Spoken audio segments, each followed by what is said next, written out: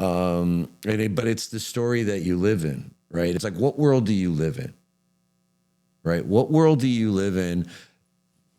What are you bringing into your head that's creating a picture of the world that you're then taking back out and interacting with? And that kind of goes back to our discussion when we talked about Walter Lippmann and Edward Bernays, because Lippmann was the guy who he said we really live in a pseudo environment because there's the world, there's what happens, and then it comes into our heads, and then we build a picture and project that back out, and that projection is this pseudo environment. Yeah.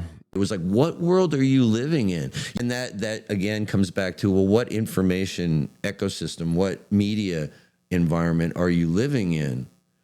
Are you aware that that's real to the degree of how that's shaping how you go out into the world? It's one of the benefits, I think, of although I think there's a lot of bad things that have come about from this technology,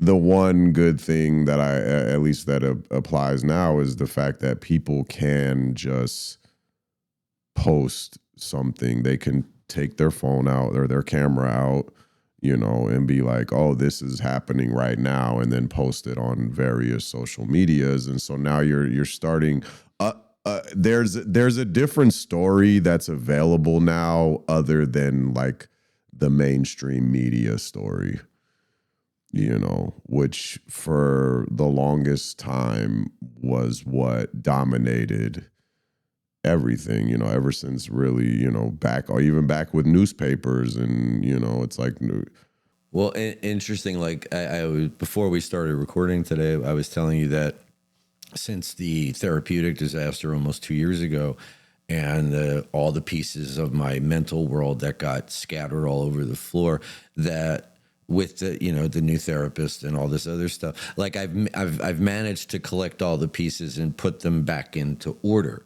Right. At the same time, I hope that what is emerging out of our conversations is the contingent nature of those stories and how fragile, they can be